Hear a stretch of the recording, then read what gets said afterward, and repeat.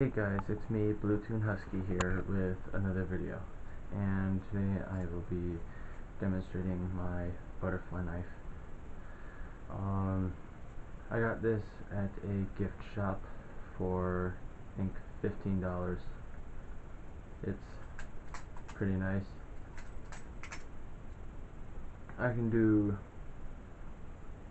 can almost do 4 tricks with it. The one I just did is called the double rollout, and another one is just a basic opening.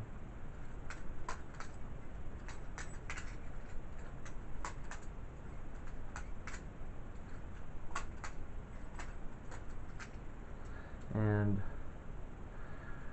another one called windmill between the fingers. It's a tough one.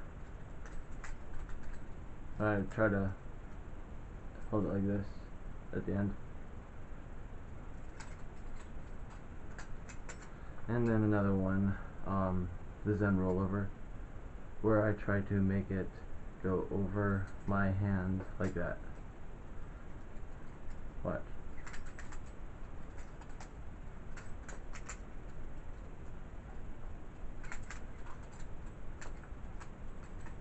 And I'm a little bit rusty on this. I haven't been practicing in a while.